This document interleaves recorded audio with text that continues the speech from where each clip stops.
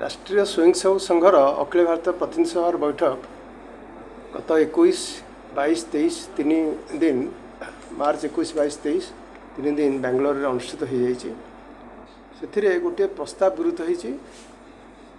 प्रस्तावटी हूँ बांग्लादेश रे हिंदू एवं अन्यान्य जो संख्यालघु संप्रदाय उपर जो अत्याचार होती विरोध करने समग्र देश को आह्वान दि जाइए और अंतर्जातीय स्तर में विभिन्न अनुष्ठान ताको विरोध करूँ एवं आमर देशर लोक मैंने सरकार बांग्लादेश हिंदू मान सपक्ष ठिया हूँ ये गोटे प्रस्ताव पारित होता सहित पाकिस्तान एवं अमेरिकार थी डीप स्टेट एम जो षड्यंत्र से समस्त सतर्क रहा आह्वान दि जाइए।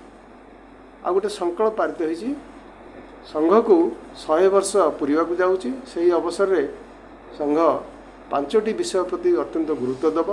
प्रथमटी हूँ आम देश सामाजिक भेदभाव तथा जातिगत भेदभाव केमती दूर हो।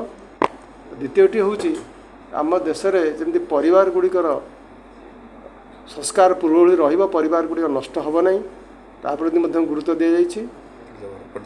एवं तृतीयटी हूँ आम देश पर्यावरण को आम रक्षा करने गछ लगेगा पानी को संचय करवा एवं पॉलिथिन वर्जन करवा एथपाई आह्वान दि जाइए। चतुर्थटी हूँ आम स्वदेशी वस्तु को व्यवहार करवा से आह्वान दि जाइए। एवं शेषटी बा पंचमटी हूँ आम देशर नागरिक माने जो नागरिक कर्तव्यबोध भीतर जागरण हम तापाई संघ प्रचेषा कर आह्वान दि जाइए। एवं यही अवसर दक्षिण कन्नड़ जिलार 16 शताब्दीर महाराणी अबक्का तांकर 500 वर्ष पूर्ति उपलक्षे समग्र देश में पालन करा जाऊ कारण से ही पर्तुगीज मान समग्र दक्षिण भारत बाहर कर देथिले।